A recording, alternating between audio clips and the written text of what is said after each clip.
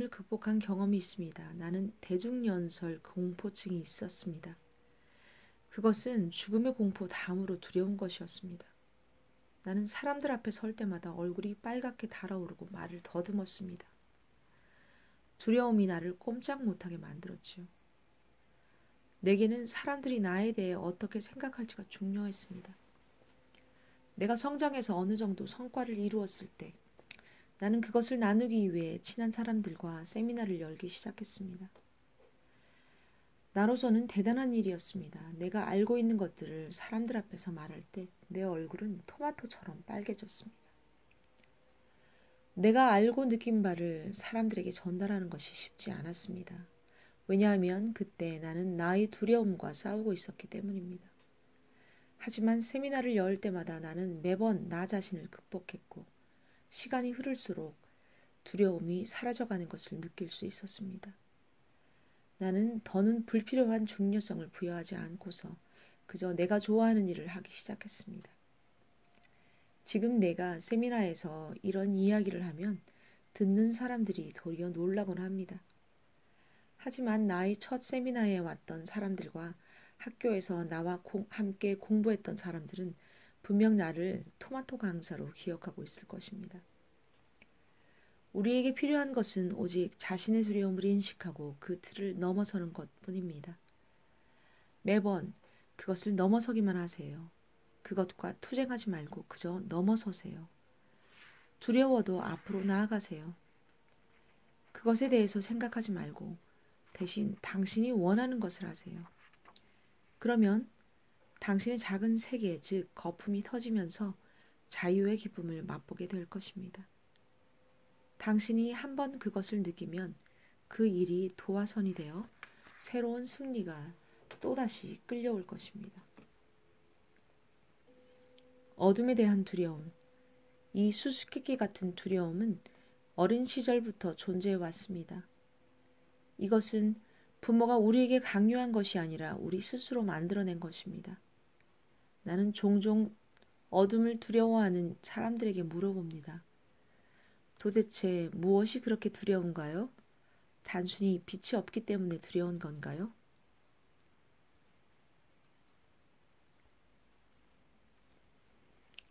대부분의 사람들은 어둠 속에서 어떤 괴물이나 귀신을 만들어내기 시작합니다.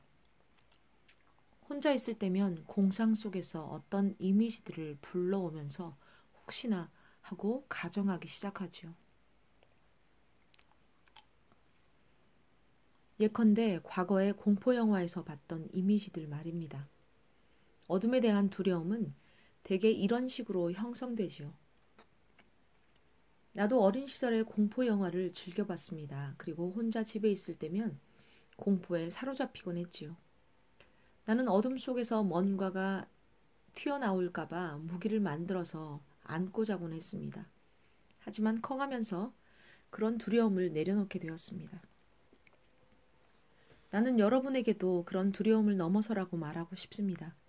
그것을 한 번, 두 번, 세 번 넘어서다 보면 그것은 저절로 떠날 것입니다.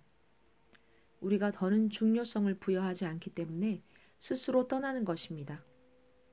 우리가 더는 그것에 먹이를 주지 않기 때문에 두려움 없이 지금 여기에 살기로 선택했기 때문에 말입니다. 가슴 밑바닥까지 어두움을 두려워했던 나의 지인도 내 충고를 따랐습니다. 첫날은 상상 속에서 공포를 직면했지요. 그의 상상은 이미지들을 바다처럼 끝없이 만들어냈습니다. 하지만 마침내 그는 신뢰하고 내려놓았습니다. 둘째 날은 좀 더 쉬웠지요. 이미지가 줄어들었고 두려움은 사라지기 시작했습니다. 셋째 날에는 모든 것이 끝났습니다. 그는 어둠 속으로 성큼성큼 걸어 들어가서 잠자리에 들었습니다. 두려움에 더 이상 먹이를 주지 않고 그것을 넘어서는 일은 이처럼 쉽습니다. 자신의 알껍질을 깨고 나와 세상을 바라보라. 그리고 그저 즐기라.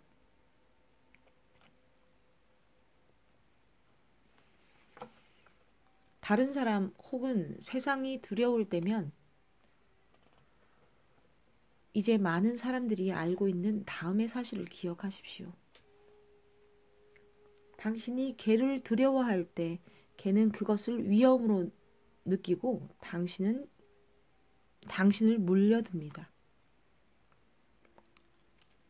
꿀벌도 마찬가지입니다. 사람에게서 먼저 위협을 느끼지 않는다면 꿀벌은 절대 침을 쏘지 않습니다. 당신이 두려움을 느끼면 그것이 꿀벌에게 전달됩니다. 그러니 꿀벌을 두려워하지 마세요. 대신 꿀벌을 사랑으로 찬미하세요. 그러면 꿀벌은 당신을 훑어보고는 휙 날아가 버릴 것입니다.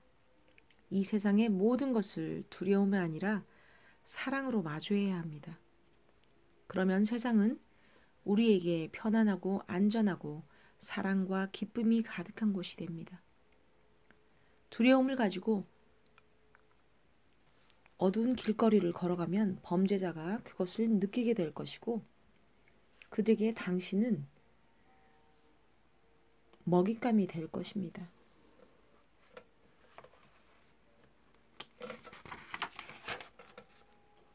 반대로 당신이 사랑을 품고 걸어갈 때는 뭔가 자연스럽고 엄마 같은 친근한 느낌을 풍길 것입니다. 그들은 가족처럼 느껴지는 사람을 해치려 들지 않을 것입니다. 무엇이 올바른 삶의 전략인지를 따져보고 그것을 선택하세요. 외로움으로부터 도망가지 말라. 그 안으로 빠져들어 즐기고 사랑하라. 그리고 있는 그대로 내버려두라.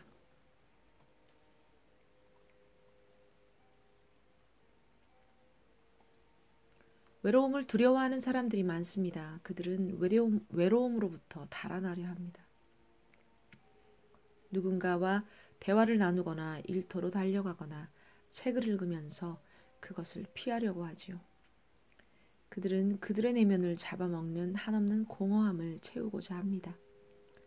사실 그들은 외로움이 두려운 게 아니라 자기 자신과 함께 있기를 두려워하고 자기 자신이 진정으로 누구인지 알아차리는 것을 두려워합니다. 그들은 내면의 세계에 깊이 들어가 그 안을 정돈하기를 두려워하는 것입니다. 홀로 있을 때라야 우리는 내면에 숨어있는 문제와 두려움을 진정으로 이해하기 시작합니다.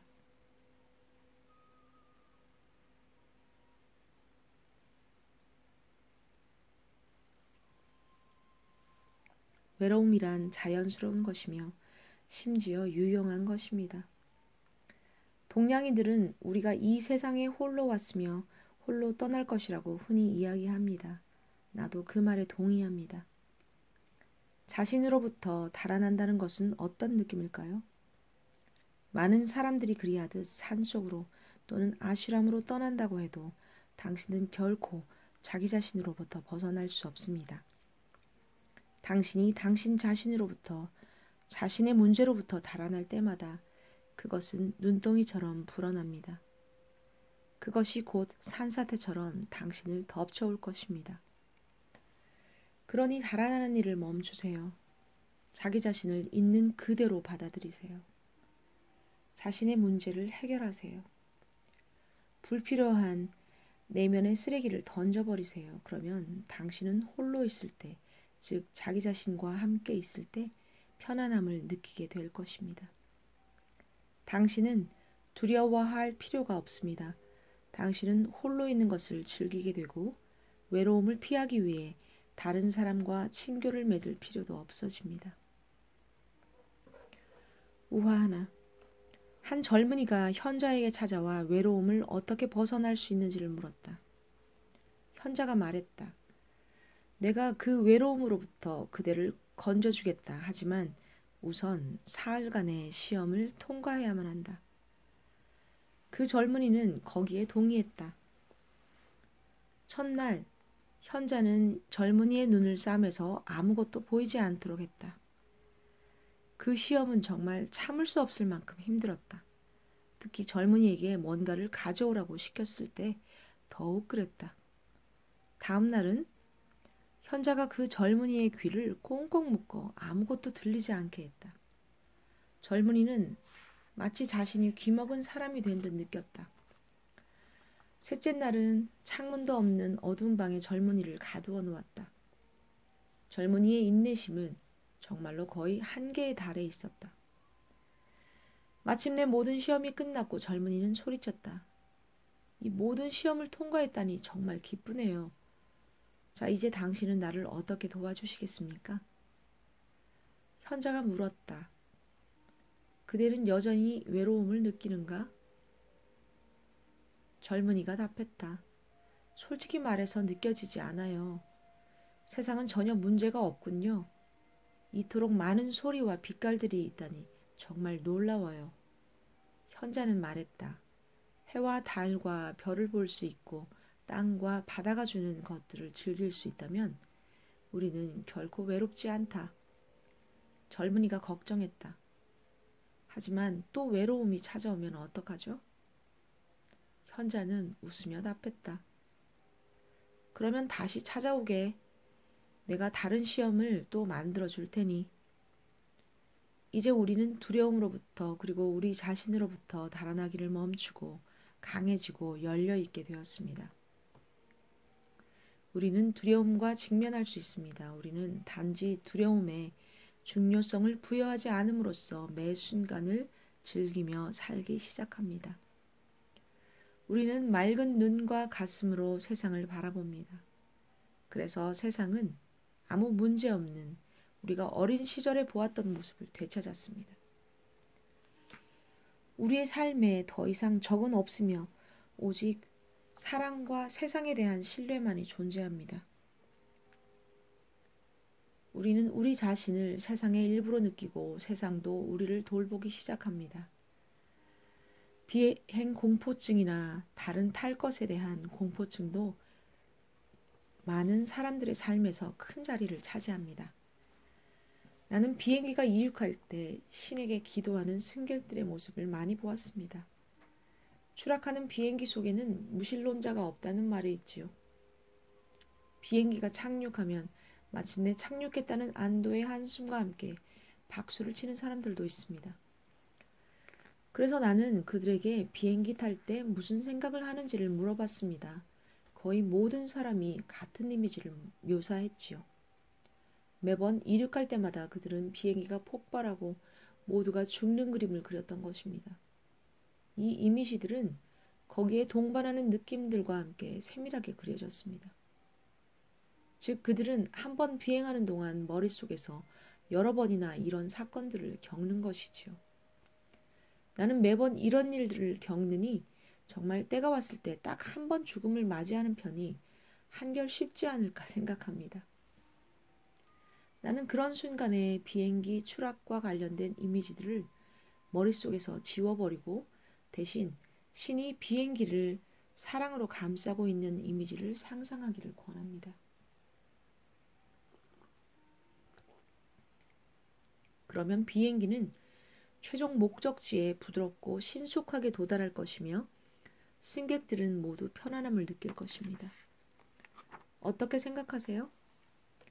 만일 당신이 비행이 아무 문제 없이 성공적으로 끝날 것임을 명확히 알고 있다면 추락의 두려움이 사라질까요? 분명 그렇습니다. 우리는 내면의 신을 신뢰하고 이완하기 시작할 것입니다. 그때 우리는 우리 자신과 모든 것이 잘 되리라는 계약을 맺는 셈입니다. 그리고 그것은 실현될 것입니다. 나의 한 친구는 비행기 타는 것을 두려워했습니다.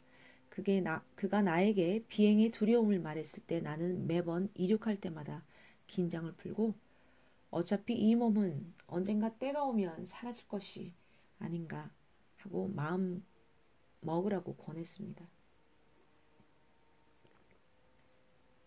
모든 것은 신의 의지에 달렸습니다. 그 친구는 내 말뜻을 알아차리고 그렇게 하기 시작했습니다. 그는 신을 믿기 시작했고 이제는 편안하고 즐거운 느낌으로 비행기를 탑니다. 그는 신을 믿고 신의 현존을 느낄 수 있게 되었습니다.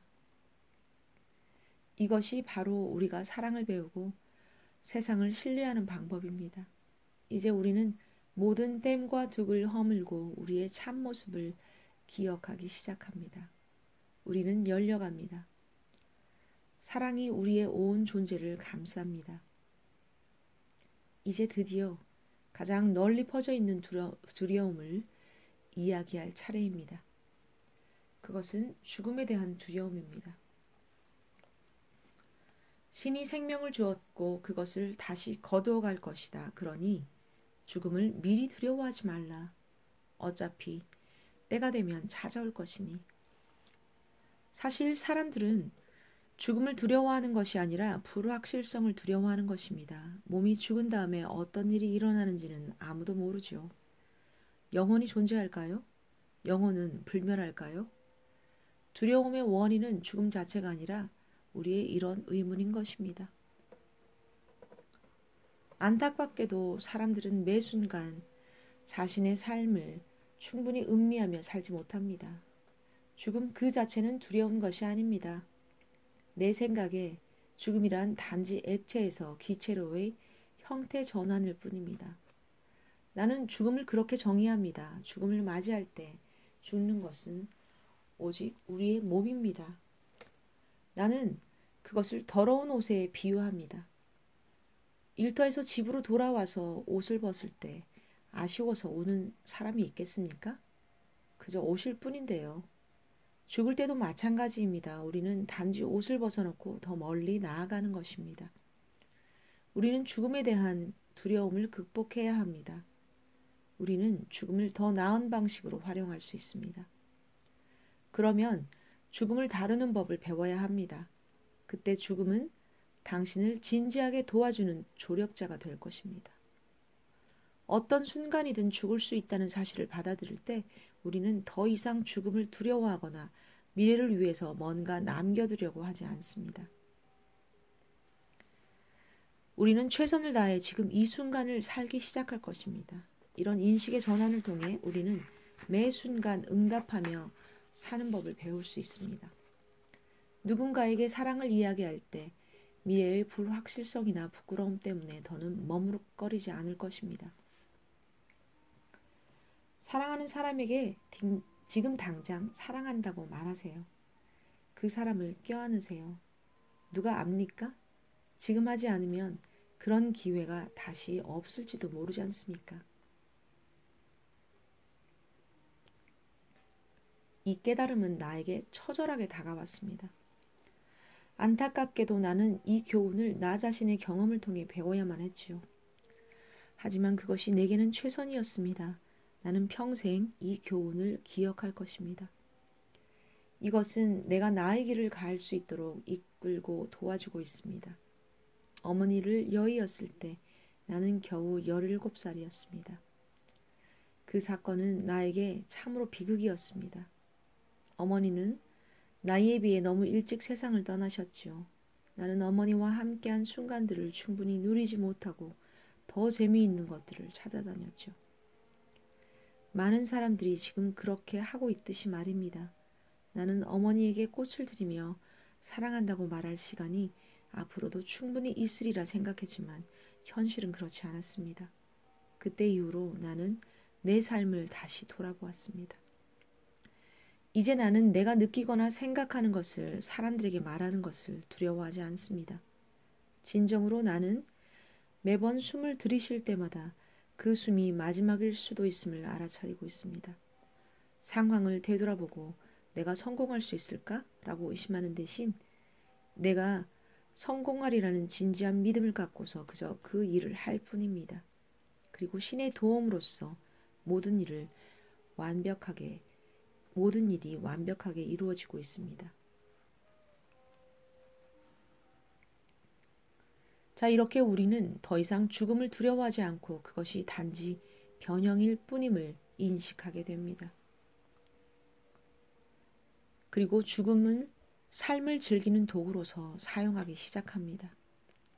호흡이 들어오고 나가는 매 순간 두려움과 후회 없이 행동하는 것을 즐길 때 우리의 세상은 다채롭고 밝게 빛날 것입니다. 우리는 우리의 삶에 충만하고 이 충만함을 사람들과 나눕니다. 이처럼 우리가 모든 두려움을 넘어설 때 삶의 가장 강력한 댐 하나가 사라집니다. 그것들은 더 이상 우리를 마비시키지 못합니다. 우리는 거대한 에너지가 밀려오는 것을 느낍니다. 그 에너지는 지금껏 우리가 두려움과 투쟁하느라 허비했던 것이지요.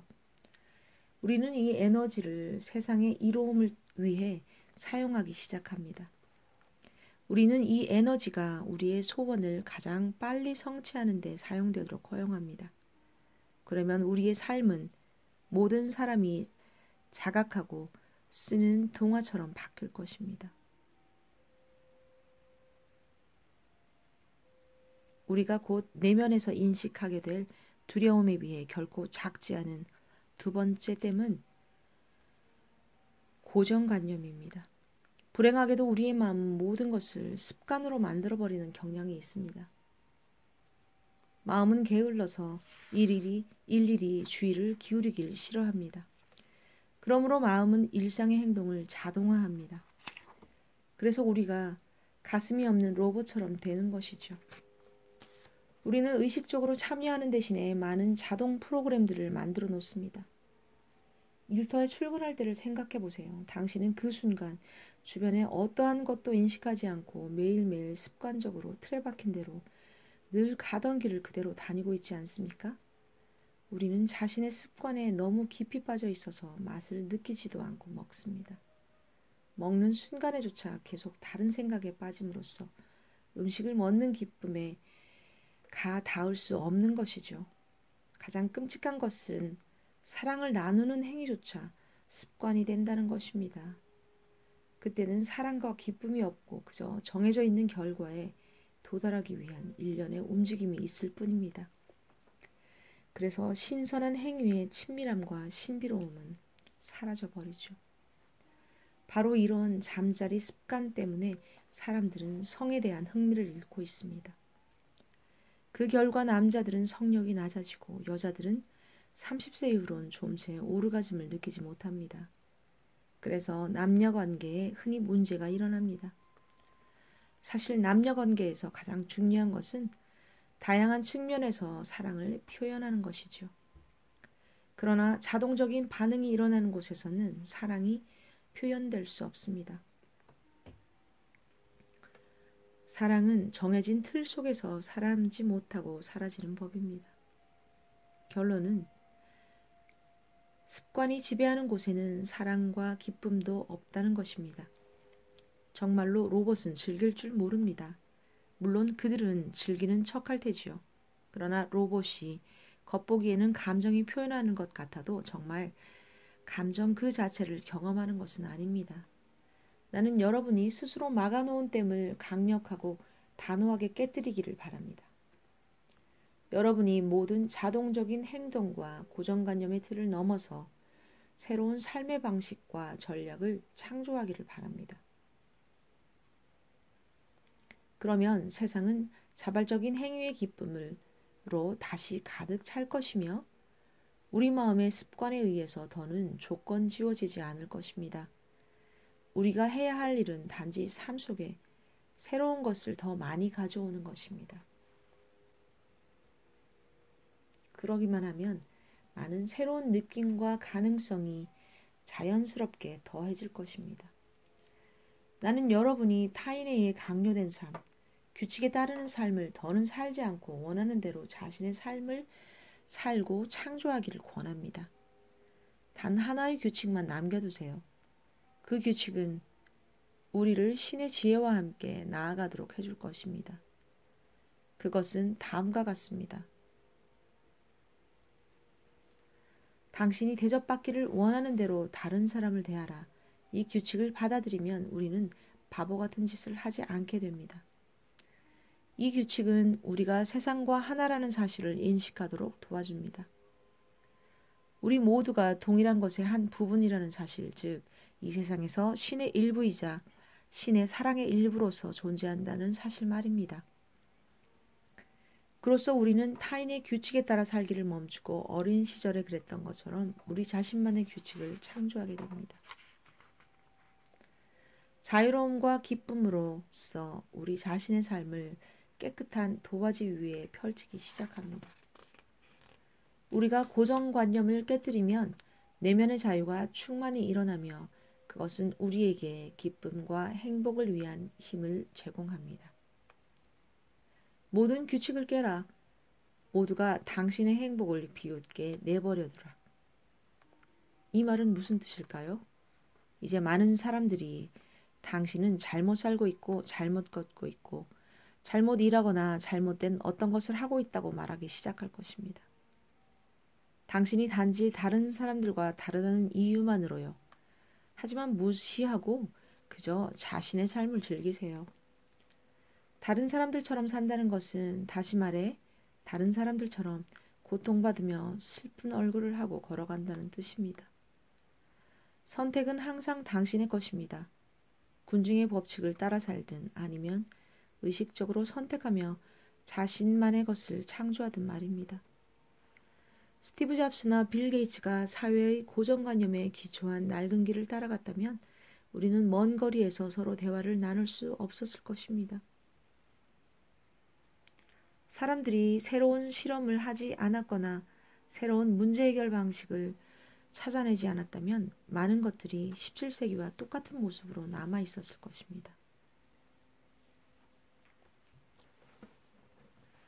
당신 내면의 천재를 찾으세요. 당신의 삶을 더 나은 것으로 변화시킬 수 있는 많은 아이디어를 발견하기 위해서는 단지 세상을 다른 각도로 보기만 하면 됩니다. 기억하세요. 당신이 항상 같은 길만을 걸어간다면 같은 종착지에 도달할 수밖에 없다는 것을. 당신은 이미 그곳에 도착해봤고 그곳이 탐탁지 않습니다. 그러니 새로운 생각과 새로운 행동을 선택해서 행복이라는 이름의 다른 곳으로 가봅시다. 마음이 평범하고 일상적인 방식으로 작동하도록 내버려두면 우리의 습관은 항상 같은 사건만을 창조해낼 것입니다. 불교에서 말하는 카르마는 그렇게 형성되는 것입니다. 그러나 전과 다른 방식으로 행동한다면 다른 결과를 얻지 않겠습니까? 우화 하나.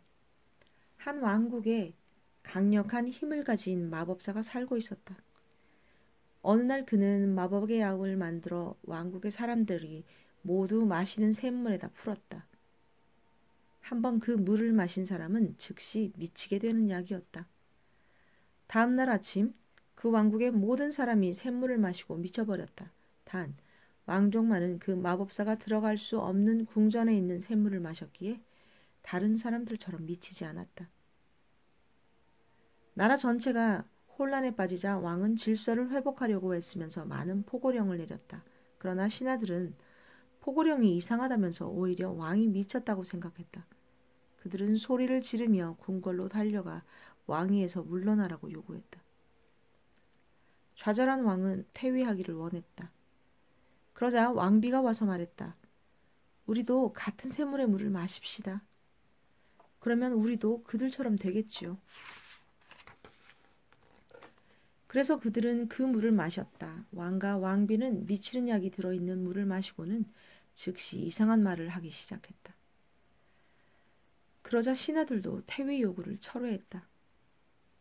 왕이 다시 지혜를 되찾았으니 계속 이 나라를 다스리도록 해야 하지 않겠는가? 그 나라에는 다시 평화가 찾아왔다. 비록 백성들이 다른 나라의 백성들처럼 행동하지는 않았으나 어쨌든 왕은 끝까지 나라를 통치할 수 있었다.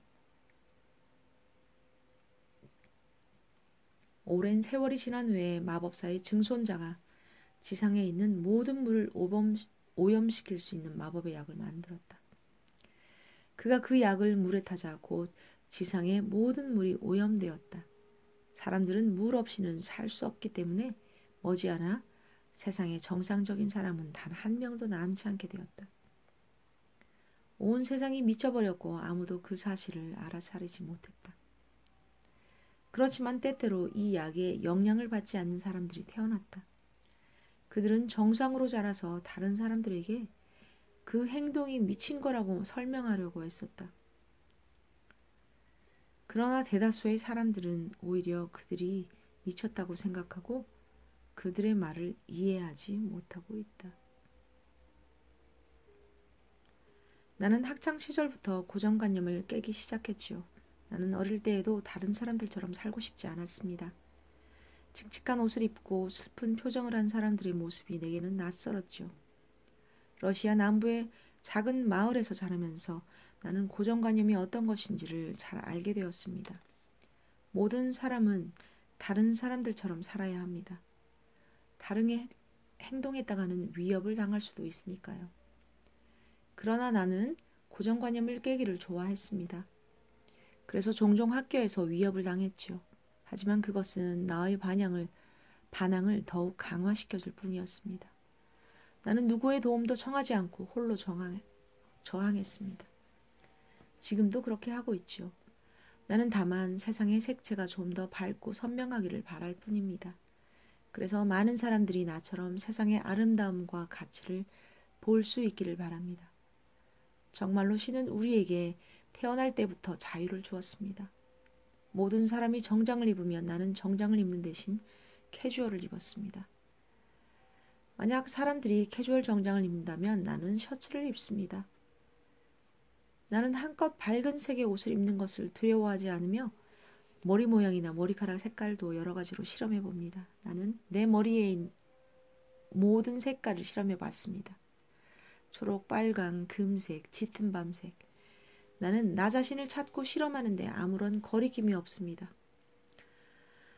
나는 얼마나 나 자신과 내 가까운 사람들의 고정관념 깨기를 좋아하는지요. 언젠가 할로윈 날 아버지는 내가 모크식 머리 모양을 하고 그것을 초록색으로 물들이는 것을 도와주기조차 하셨답니다. 모크식 머리 모양은 머리의 가운데만 띠 모양으로 머리카락을 남겨두는 머리 모양. 올 A 학점의 모범생이 그런 머리를 하고 학교에 갔을 때 선생님의 얼굴을 여러분도 봤더라면. 나는 수업 시간에도 그 모습으로 있었습니다. 그리고 졸업 무도회에서는 더욱 대단했습니다. 모든 선생님이 나만 쳐다보았죠. 청바지에 긴 부츠를 신고 하얀 셔츠를 허리까지 풀어 헤치고 빨간 넥타이를 메고 나타났으니까요. 식순이 끝난 후 나는 교장 선생님께 꽃을 드렸습니다. 여러분도 그 모습을 봤어야 했는데. 어떤 상황에서든 드러난 문제를 보는 대신 고정관념을 벗어난 창조적인 마음으로 해결책을 찾는 것이 더 도움이 됩니다. 사실 어떤 상황이든 거기에는 10가지 이상의 해결책이 있습니다. 그러나 마음이 일상적인 방식으로 작동할 때는 한두 가지 방법밖에 떠오르지 않습니다. 그리고 협소한 마음은 늘 문제를 일으키기 마련이지요. 나는 여러분이 문제의 틀에서 벗어나 행복하기를 바랍니다. 여러분의 마음이 문제를